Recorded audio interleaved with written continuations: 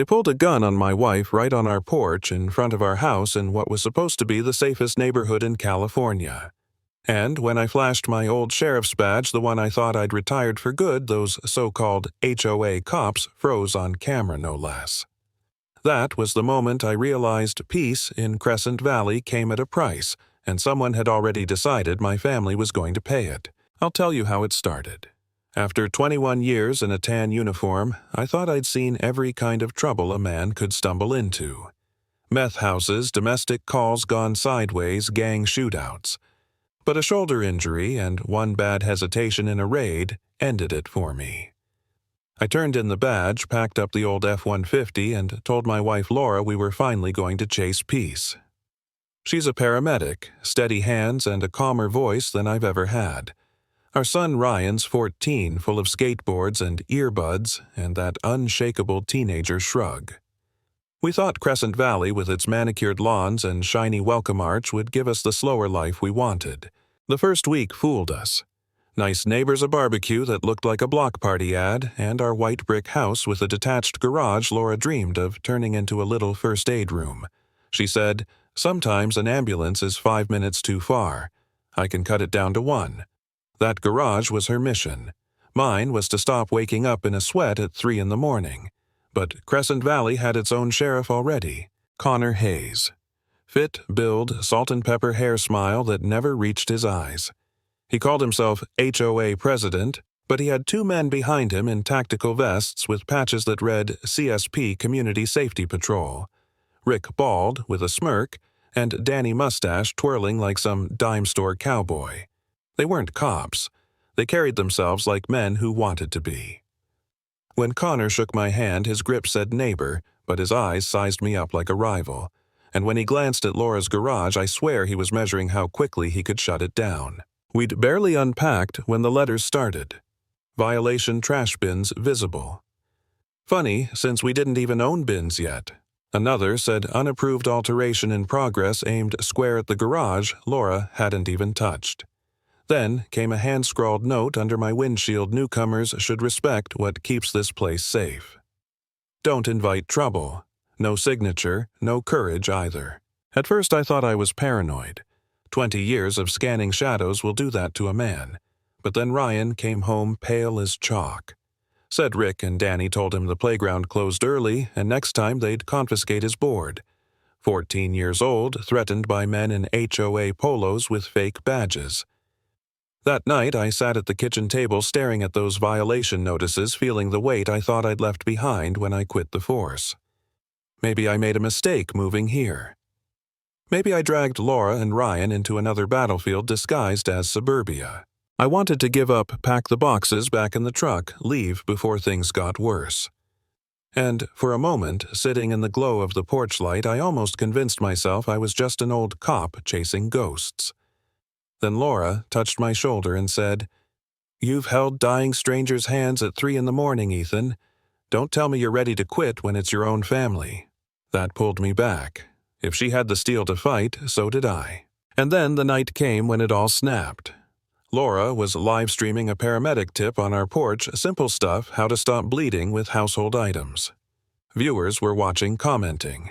That's when the black SUV rolled up. Rick and Danny climbed out HOA CSP patches stitched across their chests. They held a paper claiming it was an inspection notice. Laura, cool as ever, told them to come back with proper documentation. Danny's smile faded, his hand twitched, and in one fluid motion he pulled a pistol and aimed it straight at her stomach. Time slowed.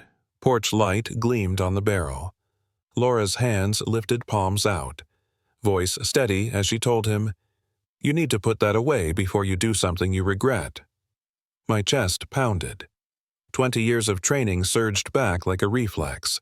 I flung the door open, stepped into the light, lifted my badge high. Drop the weapon. Sheriff's office. For a second, I saw Danny's jaw twitch, bravado colliding with instinct.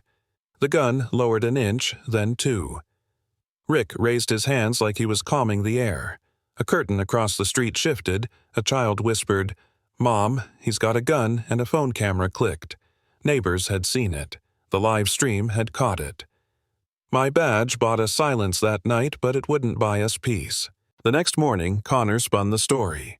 An email blast went out claiming a retired cop had threatened volunteer safety officers. No mention of the pistol. No mention of the footage. Just a neat little rewrite of reality. Neighbors started crossing the street instead of waving. Even Ryan noticed. That's when Grace showed up. Deputy Grace Alvarez, my old partner. She slid into our kitchen like no time had passed. "That's felony assault, Ethan," she said after watching the porch cam.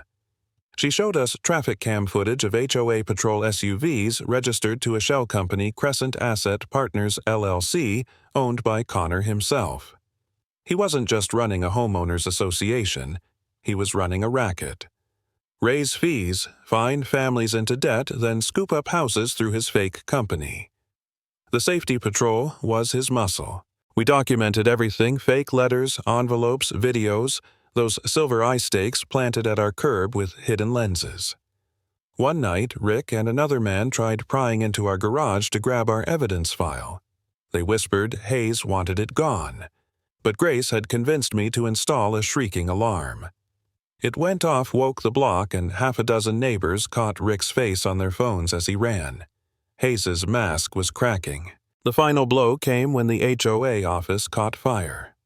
Laura and I pulled a trapped boy from behind the building, and firefighters dragged out a scorched metal file cabinet full of records Hayes hadn't managed to burn. Grace took custody.